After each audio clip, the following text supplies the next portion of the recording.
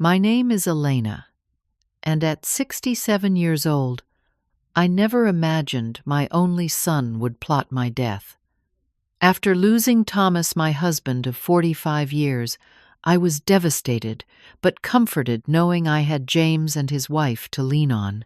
When they insisted I move in with them, I was touched by their concern.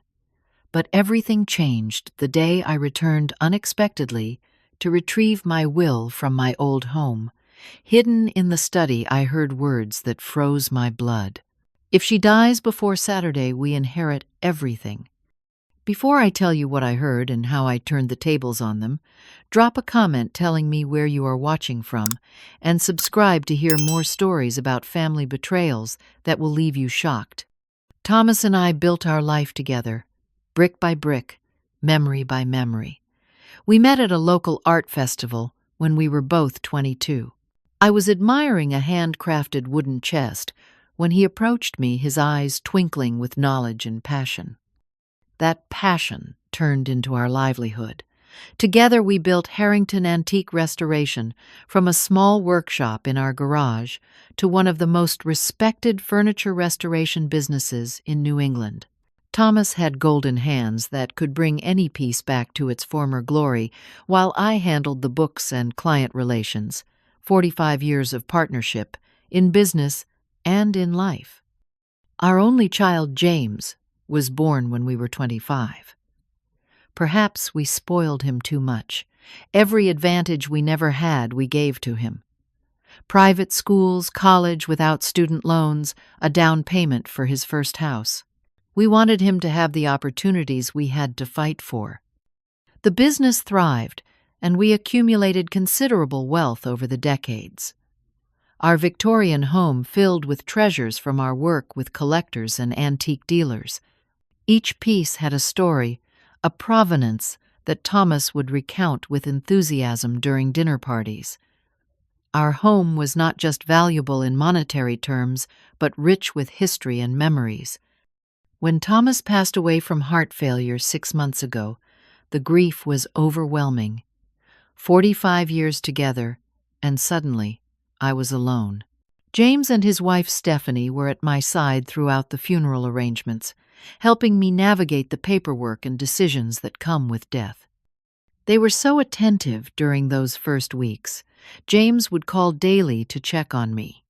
Stephanie brought homemade meals and helped sort through Thomas' possessions. Their concern seemed so genuine that when they suggested I sell my house and move in with them, I was touched. "I live alone in this big house," James had said, taking my hands in his. "We worry about you, Mom. What if you fall? What if something happens and nobody is there?" "The house has so many stairs," Stephanie added, "and all the maintenance would be such a burden for you now." Their arguments made sense. The house was too large for one person. The property taxes and upkeep were substantial. And most importantly, I would be surrounded by family instead of rattling around in an empty house full of memories. I was grateful to have such a caring son and daughter-in-law. The grief was still fresh, but their support gave me hope that I would not have to face my remaining years alone. I agreed to their plan, feeling blessed to have a family who wanted to take care of me in my twilight years. There were small signs looking back that I chose to ignore. Stephanie asking detailed questions about Thomas' will and our investments the very day after the funeral. James spending hours in Thomas' study going through paperwork without inviting me to participate. The way their eyes lingered on certain antique pieces, followed by whispered conversations I could not quite hear. But grief clouds judgment, and I dismissed these moments as my imagination or misunderstanding. These were my son and his wife, after all, the two people I trusted most in the world now that Thomas was gone. What reason would I have to doubt their intentions? I remember telling my sister Marian about their offer during one of our weekly phone calls. She lives in Arizona, too far to visit often, especially since her arthritis has worsened. "Are you sure about this, Elena?" she had asked, concern evident in her voice. That house has been your home for 30 years. All your memories with Thomas are there. James and Stephanie have my best interests at heart, I assured her. Besides, it would be nice to be around family instead of being alone. Marian had paused before responding.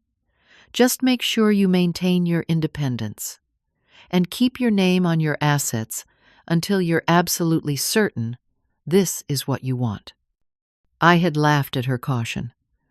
James is my son, Marian. Thomas and I raised him right. Hess just looking out for his mother. How wrong I was. How terribly, catastrophically wrong. The day I moved into James and Stephanie's house, something felt off. Their home was newer and more modern than mine, but significantly smaller. They had prepared the guest room for me, but it was half the size of my bedroom at home and overlooked their neighbor's vinyl siding rather than the garden view I was accustomed to. Still, I told myself not to be ungrateful. They were opening their home to me, after all. The room had a comfortable bed and a small television. What more did I need? The first real pang of disappointment came that evening. I had brought some of my cherished kitchen items, planning to cook family dinners as I always had. Thomas and I had hosted legendary Sunday dinners with James' favorite pot roast and my signature apple pie. When I mentioned preparing dinner that first night, Stephanie quickly intervened. "Oh, don't worry about that, Elena. We've got our meal routine down. Besides, our kitchen is set up differently than yours. You'll need time to adjust." Their kitchen routine, as it turned out, involved a lot of takeout and microwaved meals. That first night, we ate reheated lasagna on TV trays while watching a reality show I had no interest in. There was no conversation, no sharing of the day events. When I tried to discuss plans for moving some of my furniture from my house, James changed the subject. "We can talk about that later, Mom. Just focus on settling in for now." Days passed, and the topic of my belongings remained closed. Whenever I brought it up, James would become irritated, or Stephanie would redirect the conversation. When I asked about visiting my house to check on things, there was always an excuse. "The realtor is showing it today. The cleaners are there, preparing it for viewings. We'd have to coordinate with our schedules, and we're both so busy right now." I began to notice other concerning patterns. When friends called, Stephanie would often answer and tell them I was resting or not feeling well, even when I was perfectly fine. My weekly lunch with my friend Margot was repeatedly canceled because James suddenly needed the car, or Stephanie had scheduled a doctor appointment for me that I hadn't requested. The most alarming development was the gradual disappearance of my personal items from my old home. Each time I asked about bringing over particular pieces, James would explain they had already been sold or put in storage for safekeeping. My antique writing desk, sold to create space for viewings. Thomas' collection of first edition books, in storage because there wasn't room in their house. My mother's china set given to a consignment shop because it was too fragile to move.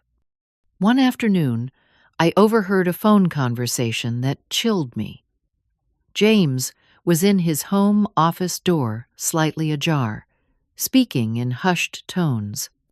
"The Oriental rug brought 12,000, he was saying. No, she doesn't know. We're telling her everything is in storage. The silver service should fetch at least 8,000, maybe more. Yes, as soon as the house sells well, have enough to cover everything." Cover what? What financial troubles was my son hiding? And why was he selling my possessions without my knowledge or consent? When I confronted him at dinner that night, his reaction was disturbing. "Mom, you're confused," he said with exaggerated patience. "We discussed selling some items to simplify the move. Remember, you agreed it was for the best. I don't remember agreeing to sell anything, I insisted. Stephanie exchanged a concerned look with James. You did, Elena, last week. You were having one of your good days. Good days. What was that supposed to mean? It's the grief, James explained, patting my hand condescendingly. The doctor said memory issues are common after losing a spouse. Don't worry about it. But I wasn't confused. I knew they were lying. Yet, when I tried to press the issue, Stephanie would change the subject, or James would become irritated. Why are you being so difficult? He snapped one evening. We're trying to help you, and all you do is question everything. Do you know how much we're sacrificing to take care of you? Those words from my only child cut deep. The son Id raised, loved, and supported unconditionally was treating me like a burden. But worse than his irritation was the growing suspicion that he and Stephanie had ulterior motives for having me move in. I finally managed to meet with Margot at a coffee shop downtown. James had reluctantly dropped me off, making it clear he expected me back within an hour. It was the first time in weeks I'd been able to speak freely with someone outside the house. Ellie, you don't look well, Margot said immediately, using the nickname only my closest friends used. You've lost weight, and you seem anxious. I confided my concerns, the feeling of being controlled and isolated, the mysterious disappearance of my possessions. Margot's expression grew increasingly troubled as I spoke. Have you considered that they might be taking advantage of you? She asked gently.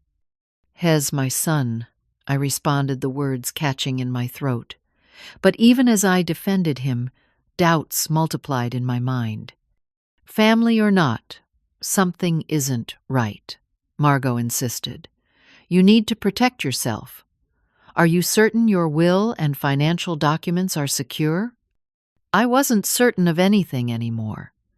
The son I thought I knew seemed like a stranger now, and his wife was becoming increasingly controlling of my daily life. But the worst was yet to come, and nothing could have prepared me for how far they were willing to go. About 2 months after moving in with James and Stephanie, I began experiencing strange symptoms: dizziness in the mornings, upset stomach after meals, unusual fatigue that left me needing naps throughout the day. At first, I attributed it to stress and grief, but as the symptoms persisted, I grew concerned. Stephanie, with her background in pharmaceutical sales, was quick to take charge of my health. Let me handle your medications, Elena insisted. With your memory issues, we can't risk you mixing up your pills. I didn't have memory issues, but whenever I tried to explain this, James would shake his head sadly, as if I was proving their point. Gradually, Stephanie took control of all my medications, bringing them to me with meals and watching to make sure I swallowed them. The food, when Stephanie cooked, had a strange, slightly bitter aftertaste.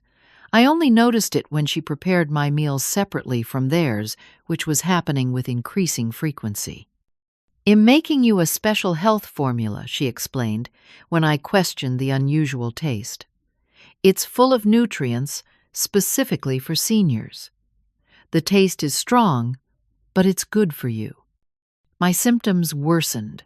There were days I could barely get out of bed. My thoughts became foggy, and I found myself struggling to follow conversations or remember what I'd done earlier in the day. When I mentioned calling my regular doctor, both James and Stephanie objected. We've found someone much better, James insisted. Dr. Winters specializes in geriatric care. He'll come to the house so you don't have to travel. Dr. Winters turned out to be a former college classmate of Stephanie's brother.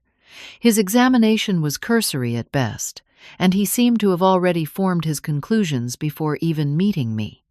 Classic symptoms of early dementia, he pronounced, after barely 10 minutes.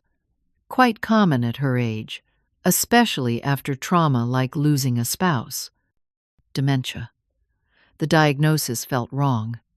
Despite my fatigue and confusion in my lucid moments, I knew my mind was still sharp. "Is there a test you can run?" I asked. "Shouldn't we get a second opinion?" The doctor exchanged glances with Stephanie. "Testing can be very stressful for patients in your condition," he said smoothly. "Let's start you on these medications and well monitor your progress." The new pills made everything worse. I slept 14 hours a day. When awake, I felt disconnected from reality, as if moving through fog. There were entire days I couldn't recall. In one of my more lucid moments, I tried using the computer to research my symptoms, only to find they had changed the password. When I asked James about it, he claimed the internet was down for maintenance. My phone calls were monitored or mysteriously missed. One morning, I overheard Stephanie on my phone. "I'm so sorry, Marion, but Elena is not having a good day.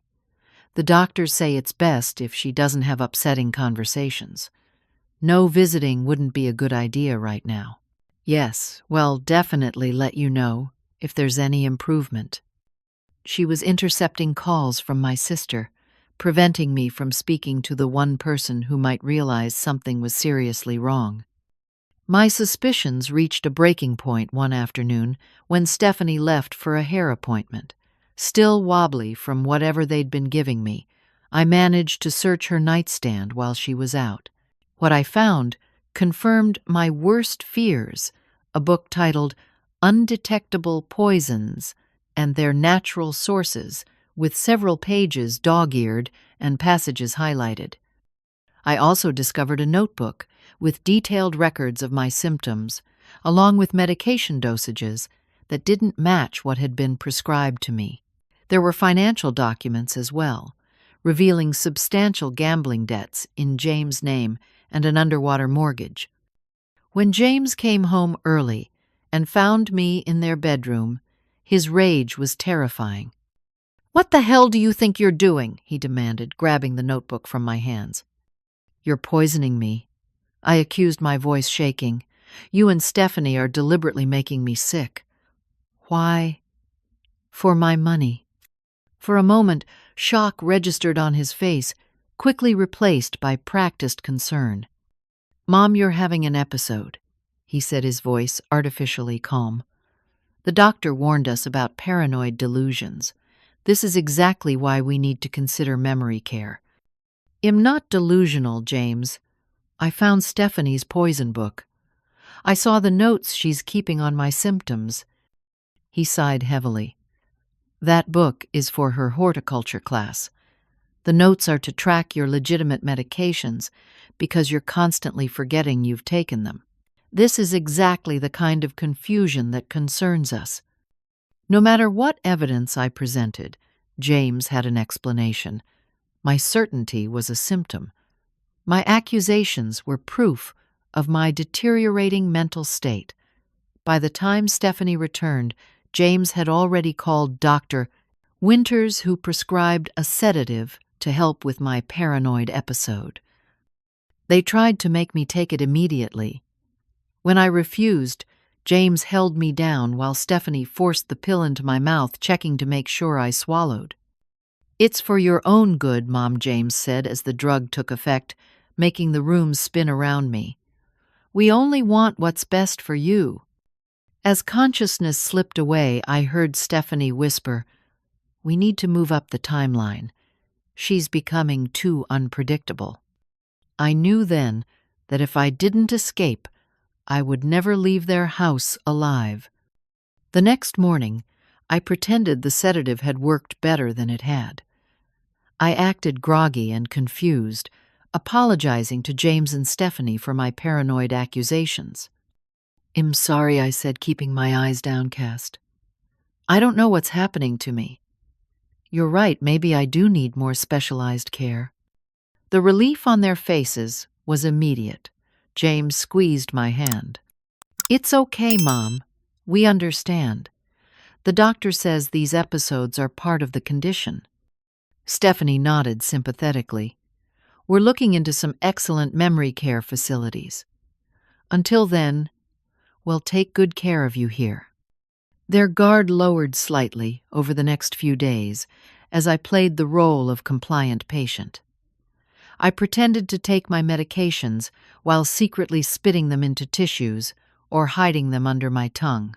Gradually, my head began to clear, confirming my suspicions that whatever they were giving me was causing my symptoms. I needed to escape, but I knew they were watching me closely.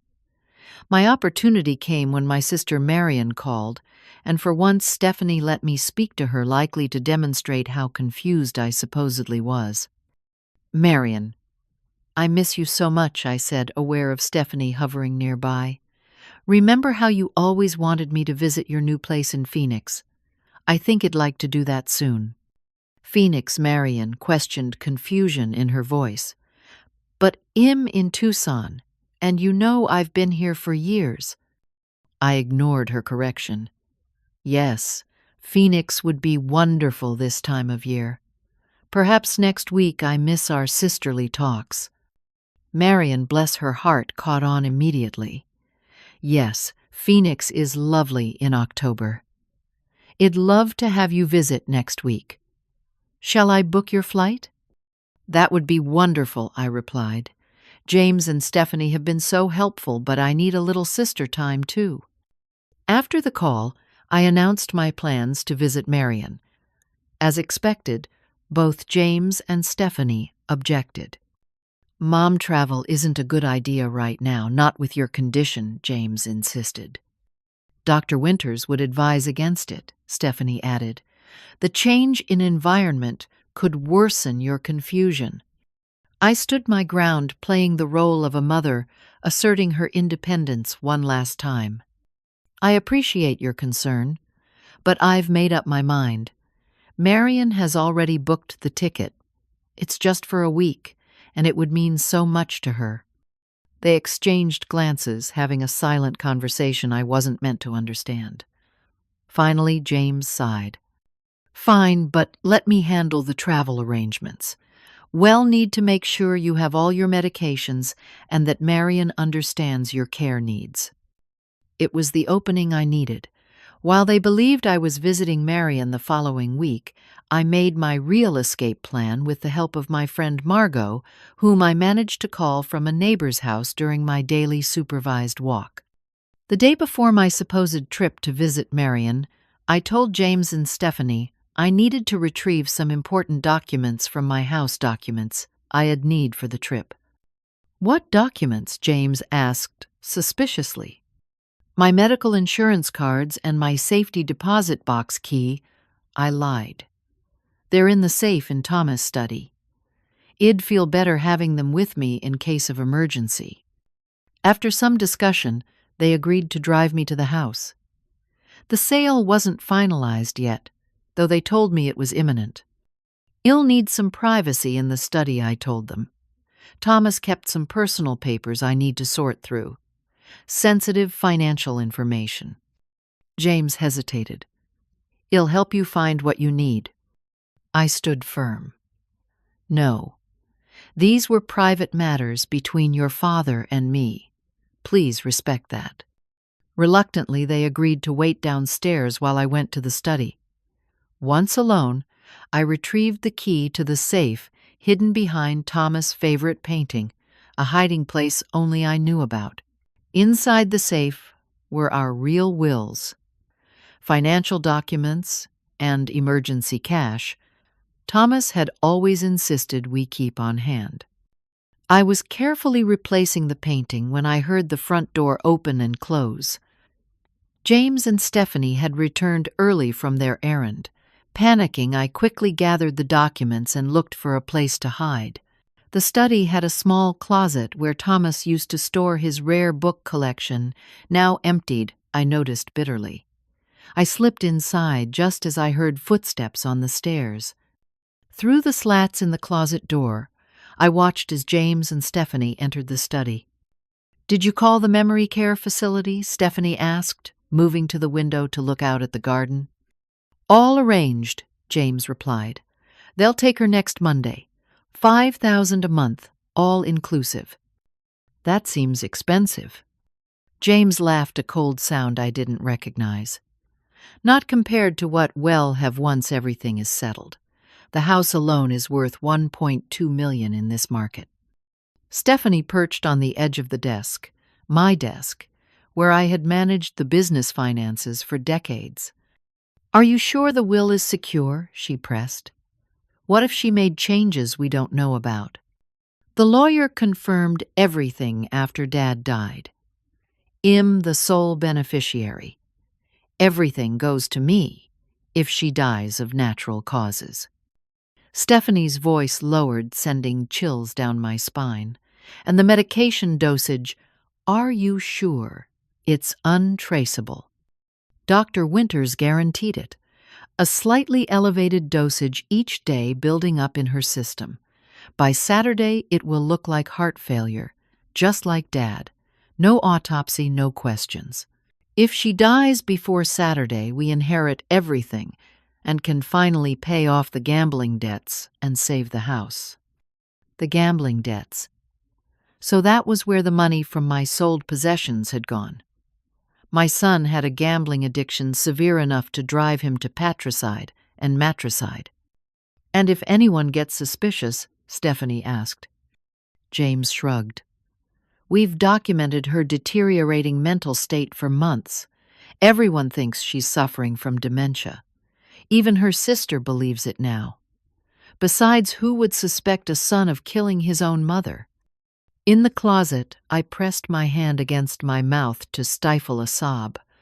My own child was calmly discussing my murder as if it were a business transaction. The son I'd raised, loved, and sacrificed for had been slowly poisoning me, just as he likely had his father. Because now I understood the truth about Thomas' death as well. His heart attack had seemed sudden, unexpected. The doctors had called it stress and age, but Thomas had been healthy, active. Had James and Stephanie accelerated his death too? I must have made a small noise, because Stephanie's head snapped toward the closet. "What was that?" she asked sharply. "Probably just the house settling," James replied. "These old places make all kinds of noises. Anyway, she should be done soon. We need to get back downstairs before she suspects anything." After they left, I remained frozen in the closet, the full horror of their plan washing over me. They had killed Thomas. They were killing me. And on Saturday, 3 days away, they planned to administer a final fatal dose. In that moment, something broke inside me, the last remnant of maternal blindness that had prevented me from seeing my son for what he truly was. But something else was born in its place, a fierce determination to survive and to make them pay for what they had done. With shaking hands, I gathered all the documents I could find, evidence of their plot, my real will financial records. I slipped out through the back door while they waited in the front of the house and ran to where Margot was waiting in her car 2 blocks away, exactly as we'd planned. "Ellie, my God, what happened?" she asked, alarmed at my pallor and trembling hands. "Drive," I whispered. "Just drive. I'll explain everything, but we need to get far away from here. They've been poisoning me, Margot, and they killed Thomas too." As Margot's car pulled away from the curb, I watched my house recede in the side mirror. The home where I'd raised my family, where I'd loved and been loved, had become the scene of the most profound betrayal imaginable. I would never see it the same way again. Margot took me directly to her sister's house in a neighboring town, a place James and Stephanie wouldn't think to look for me. After hearing my story, her sister Judith, a retired nurse, immediately recognized the symptoms. "Sounds like they've been giving you benzodiazepines, possibly mixed with something else," she said grimly. "We're going to need to get you to a doctor right away for blood tests, but not anywhere James might think to look." While Judith made calls to a doctor friend who would see me discreetly, Margot helped me document everything I could remember, the medications, the symptoms, the conversations I'd overheard. My hands shook so badly I could barely write, but Margot patiently transcribed my words. The doctor confirmed Judith's suspicions. My blood showed elevated levels of diazepam and traces of other substances that shouldn't have been in my system. He documented everything and helped us file a police report, though he warned me that without direct evidence of who had administered the drugs, it might be difficult to prove criminal intent. They have my medical power of attorney, I realized with horror. I signed it when I moved in, thinking it was just a formality in case of emergency. That was my first call the next morning to Harold Winters, my real lawyer, not the one James claimed to be consulting about my estate. "Elena, where have you been?" Harold exclaimed when he heard my voice. "Your son has been trying to reach you. He says you've wandered off in a confused state." "I'm not confused, Harold," I said firmly. "I'm being poisoned, and I need your help." To his credit, Harold listened without interruption as I explained everything. When I finished, there was a long silence on the line. "This is very serious, Elena," he finally said. "Have you considered that grief might be affecting your judgment?" "I'm not imagining this, Harold. I have blood tests proving I've been drugged. I have documents in James and Stephanie's handwriting detailing my supposed symptoms. And I heard them discussing plans to kill me by Saturday." Harold sighed. "Very well. If what you're saying is true, we need to act quickly. First, let's revoke that power of attorney immediately. Then draft a new will with specific protections in place." While Harold began the legal work, I took another crucial step.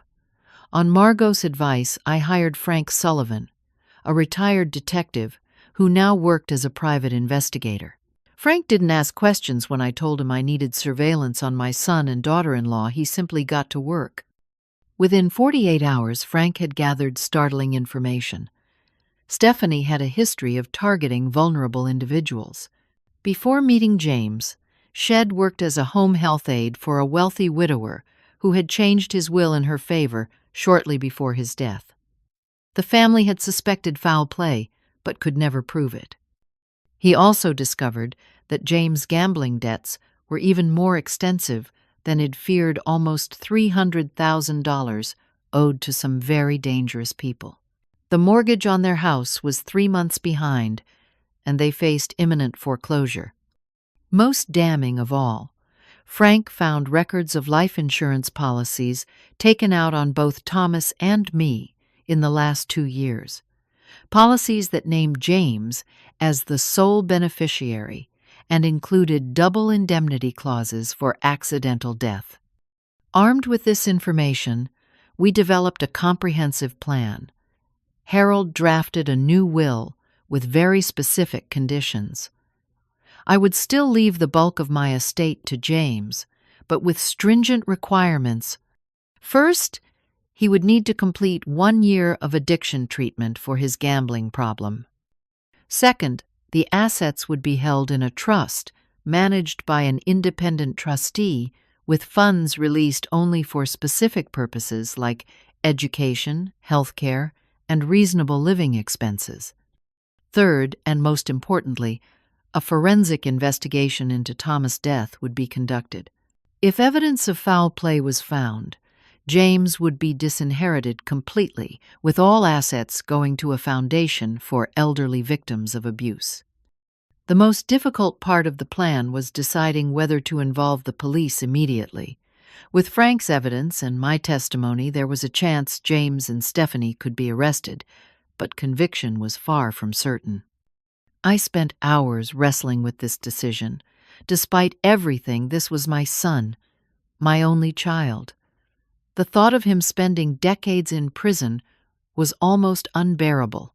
Yet he had likely killed his father and had been systematically poisoning me. How could I justify allowing him to potentially harm others? In the end, I chose a middle path. We would confront James and Stephanie with all the evidence, offering them one chance at redemption. If they accepted responsibility and agreed to my terms, I would not press criminal charges. If they refused, the full force of the law would come down on them. Frank advised setting up the confrontation at my house with hidden cameras and recording devices to document everything. Harold would be present as my legal counsel, along with a medical professional, to testify to my mental competency. Frank himself would wait in another room, ready to intervene if things became dangerous. The night before the planned confrontation, I sat alone in Margot's guest room, looking at old family photos. James as a toddler laughing on his father's shoulders. James on his first bicycle face flushed with pride. James at his college graduation arm, around my waist smiling for the camera. Where had that boy gone? At what point had he transformed from the child I loved into someone capable of patricide and matricide? Had the seeds always been there unrecognized, or had life and circumstances gradually corrupted him? I would probably never know. But as I put the photos away, I made a decision.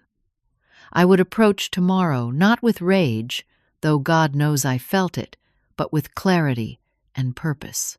This wasn't about vengeance. It was about justice for Thomas and for myself. And perhaps in some small way it was about saving James from himself. Margot found me still awake at dawn, staring out the window at the lightening sky. "Are you sure you're ready for this?" she asked gently. I nodded. Thomas deserves justice, and I deserve to live without fear of my own child.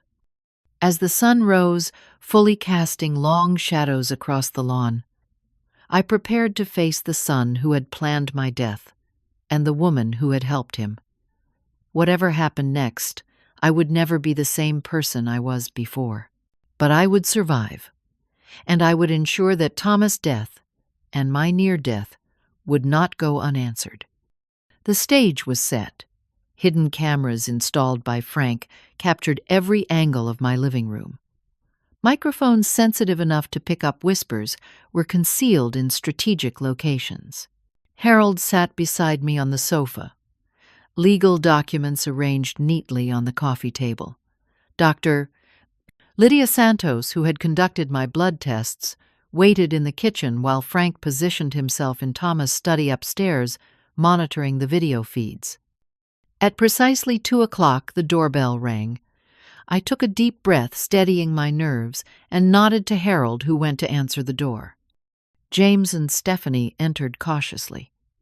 I could see the calculation in their eyes as they took in the scene: Harold in his formal suit, me sitting calmly on the sofa, looking far more lucid than they had seen me in months. "Mom," James exclaimed, rushing forward with convincing concern. "We've been so worried about you. Why did you disappear like that?" I held up a hand to stop him before he could embrace me. "Please sit down, both of you. We have serious matters to discuss." They exchanged glances before taking seats across from me. Stephanie adopted an expression of gentle concern. "Elena, we're just glad you're safe," she said softly. "The doctor said these episodes of confusion might happen. We're here to help you." "I'm not confused, Stephanie," I replied evenly. "In fact, I'm thinking more clearly than I have in months now that I'm no longer being poisoned." The flash of alarm in her eyes was quickly masked. "I don't know what you're talking about. You've been ill, Elena. The doctor diagnosed early-onset dementia. Dr. Winters isn't a real doctor, at least not one with hospital privileges or a legitimate practice," I said. "Hez your brother's former roommate with a suspended medical license." We checked. James leaned forward, his face a perfect mask of concerned confusion. "Mom, you're not making sense. You've been sick. We've been taking care of you." I removed a folder from the side table and placed it on the coffee table between us. Inside were the results of my blood tests, the documentation of the drugs in my system, and photographs of the medication bottles from their home. You haven't been taking care of me, James. You've been systematically poisoning me with a combination of sedatives and other drugs. You did the same to your father before his heart attack. His face paled, but he maintained his composure. This is absurd. You're clearly not well. I motioned to Harold, who produced a small digital recorder. I pressed play, and the room filled with the sound of James and Stephanie's voices from that day in the study. If she dies before Saturday, we inherit everything and can finally pay off the gambling debts and save the house. The color drained completely from James' face. Beside him, Stephanie went rigid, her eyes darting toward the door, as if calculating her chances of escape. I switched off the recording. There are hours more just like this. Detailed discussions of how you've been poisoning me, how you plan to finalize my murder this weekend, how you likely did the same to Thomas. James stared at the recorder, his carefully constructed facade crumbling. Stephanie, however, quickly recovered her composure. "This proves nothing," she said coldly. "It's clearly edited. No court would accept this as evidence." Harold cleared his throat.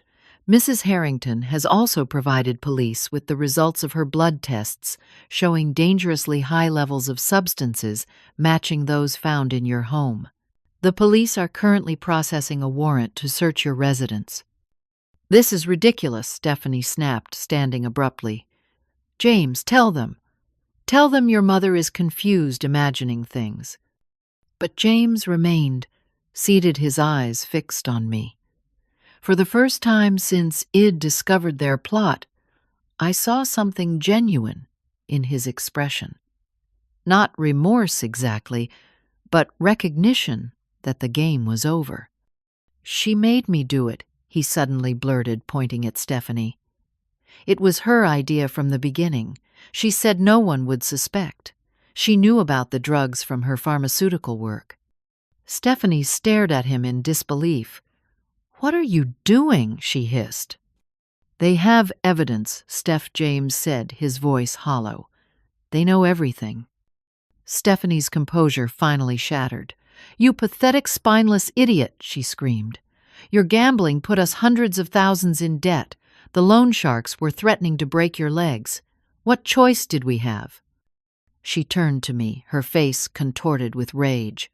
"Do you know what it's like? Living with him? The constant lies about where the money went.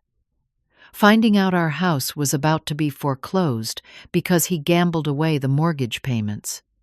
He was the one who suggested your husband might have a tragic accident. I just figured out how to make it happen." The room fell silent as her words hung in the air. James sat with his head in his hands, while Stephanie breathed heavily, seemingly surprised by her own outburst. I let the moment stretch, allowing the full weight of their confessions to settle. Then I spoke, my voice steadier than I felt. "I have 2 envelopes here," I said, placing them on the table. "One contains mercy. The other contains justice. The choice is yours." "What does that mean?" James asked, looking up. Harold explained. "The first envelope contains an agreement. Mrs. Harrington will not press criminal charges if you both agree to certain conditions. James enters residential treatment for his gambling addiction. Stephanie leaves this state and never contacts either of you again. James submits to financial oversight of his inheritance, which will be held in trust. And you both provide full statements about Thomas' death, allowing a proper investigation." "And the second envelope?" Stephanie asked warily. "The second envelope contains a different set of documents," I said. "My formal statement to police about your attempted murder, along with all the evidence we've gathered. If you choose this path, I will pursue criminal charges to the fullest extent of the law, Based on the evidence, our legal advisors believe you're both looking at 20 years to life." James stared at the envelopes, then at me. "After everything we've done, you'd still show mercy."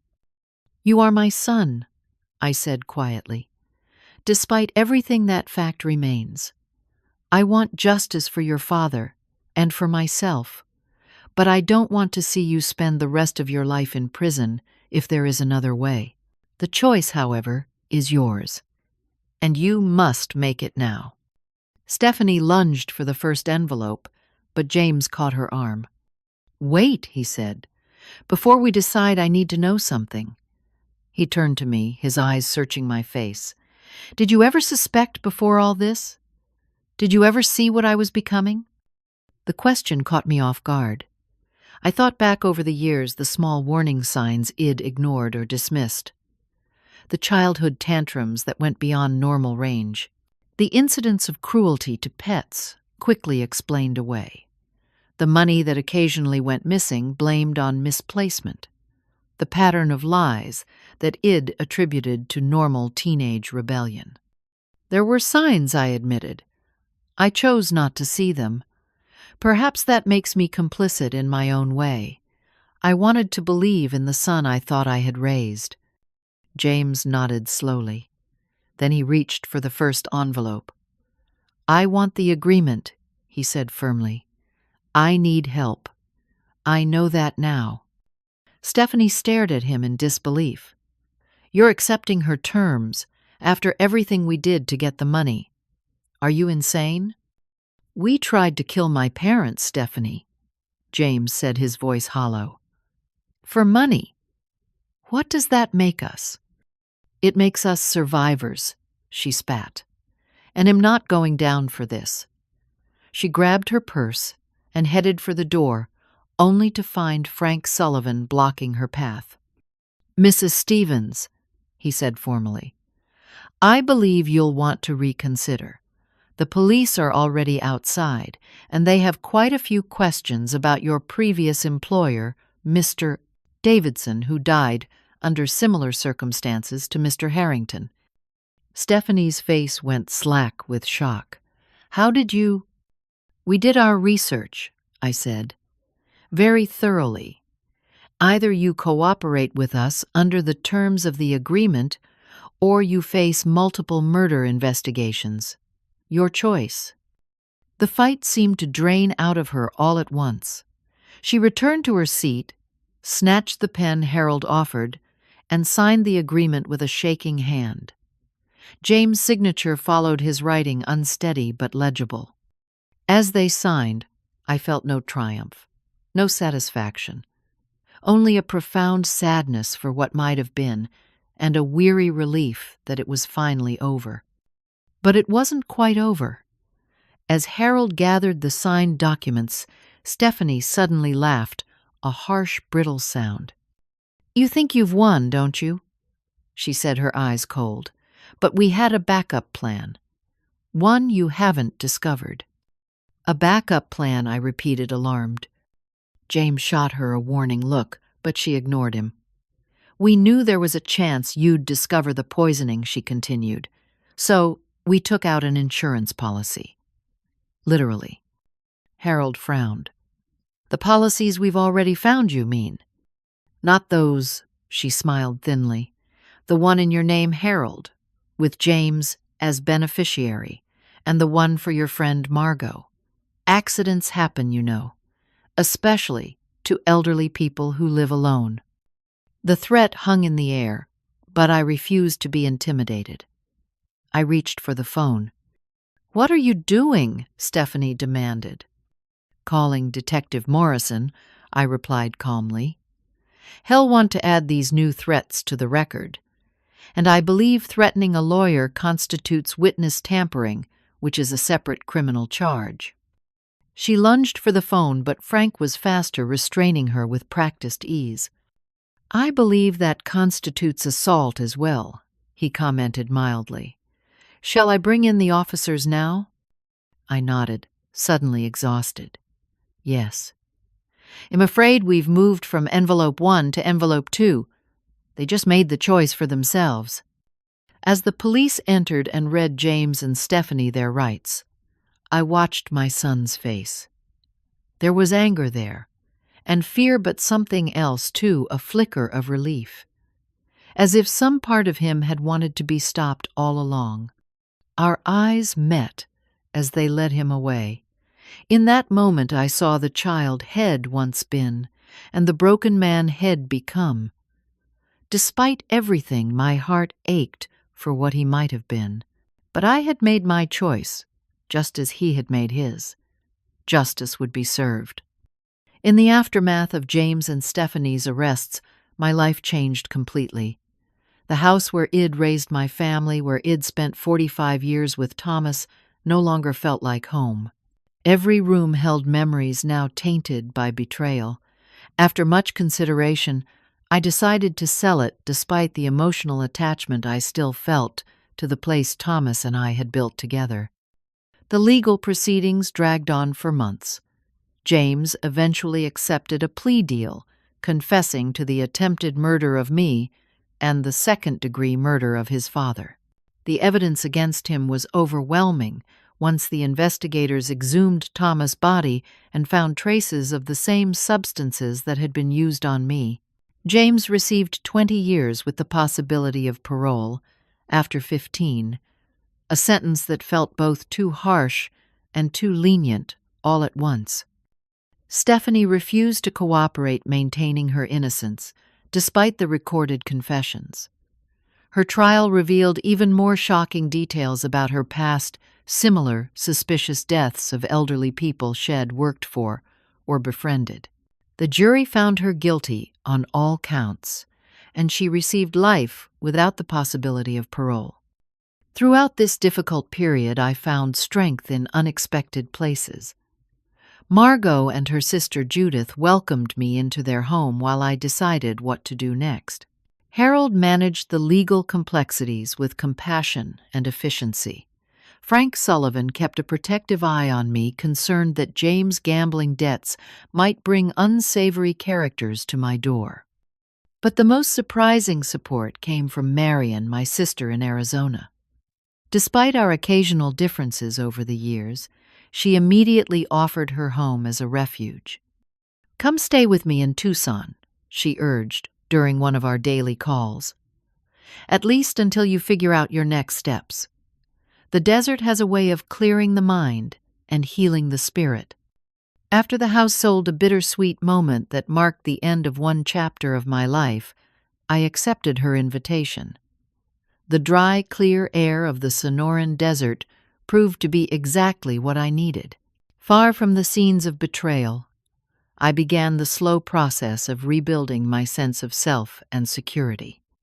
It wasn't easy. Nightmares plagued me for months, images of James standing over me with pills in his hand, or Thomas calling for help while Stephanie blocked his access to medication. I worked with a trauma therapist who specialized in elder abuse and family betrayal.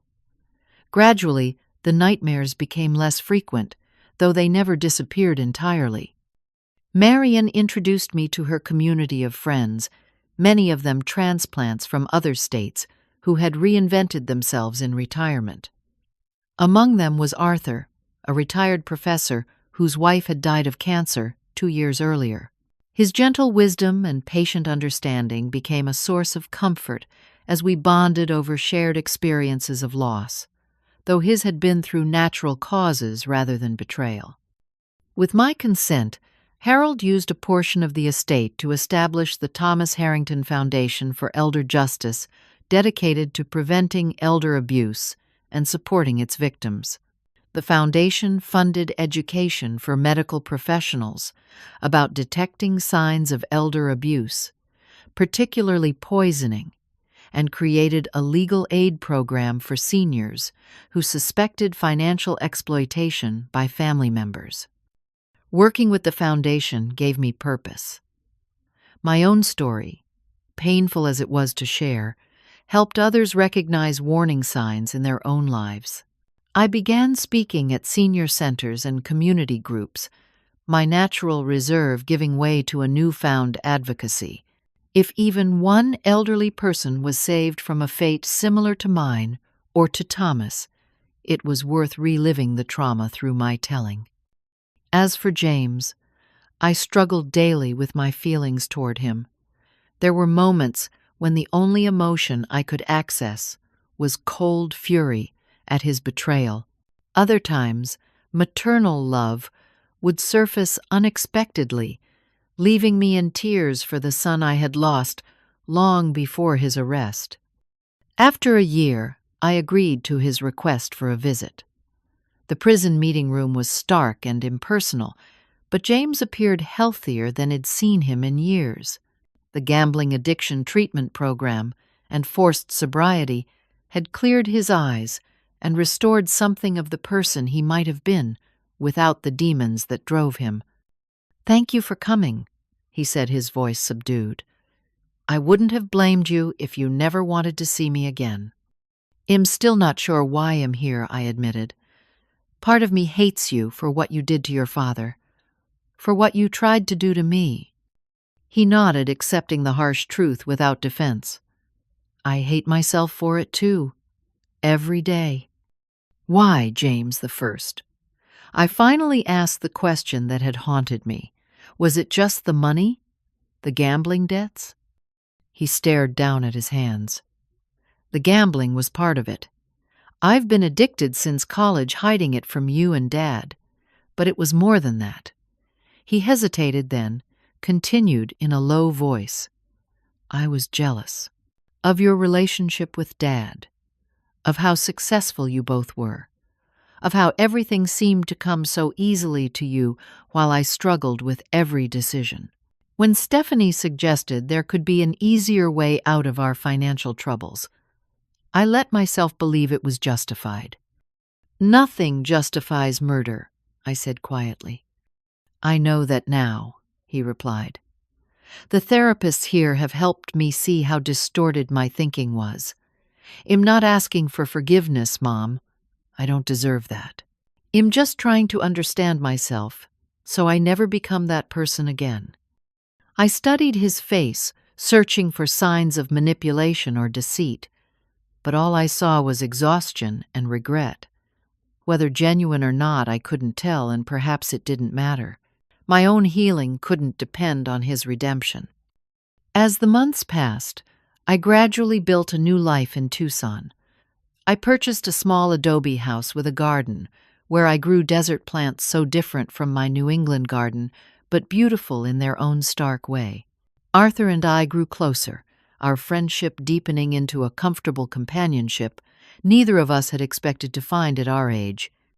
The foundation work expanded with new programs addressing the increasing problem of elder abuse. I took particular satisfaction in the development of a financial monitoring service that helped protect seniors from exploitation by family members or caregivers. 2 years after the arrests, I received a letter from James' counselor at the prison. James had been making significant progress in his rehabilitation program and had written his story as part of his therapy. With my permission, they wanted to use it in a program to help other inmates understand the devastating impact of financial exploitation of family members. It was Marion who helped me see this as an opportunity rather than a fresh wound. His story might prevent someone else from making the same choices, she pointed out. Some good could come from all this pain. I gave my consent with the condition that Thomas be portrayed, with the dignity and kindness that had characterized his life. On the 3rd anniversary of that terrible day when Id overheard the plot against my life, I sat in my desert garden with Arthur beside me. The setting sun painted the mountains in shades of purple and gold, a beauty so profound it sometimes hurt to witness it. "You know what I've learned through all this," I said, watching a hummingbird dart among the cactus flowers. "That family isn't just about blood. It's about who chooses to love you honestly, who stays when it's difficult, who sees you clearly and values your life as much as their own." Arthur nodded his hand, finding mine in the gathering dusk. And sometimes losing what you thought was yours is the beginning of finding what truly belongs to you. His words captured perfectly the journey I'd been on.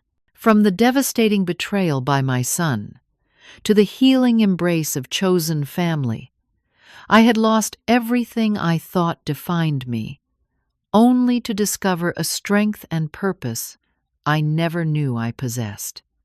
The path ahead still held challenges. James would eventually be eligible for parole. The foundation work would continue to bring me into contact with stories of betrayal that echoed my own. But I was no longer the vulnerable, trusting woman whose blind maternal love had nearly cost her life. I had been broken by betrayal, but had rebuilt myself into someone wiser, stronger, and perhaps more compassionate for having known such pain. Have you ever faced betrayal by someone you trusted completely? How did you find the strength to rebuild? I would love to hear your stories in the comments below. And if you found value in my experience, please like, subscribe, and share this video with someone who might need to hear that there is life and purpose after betrayal. Thank you for listening, and remember that your worth is never determined by how others treat you, but by how you choose to rise above it.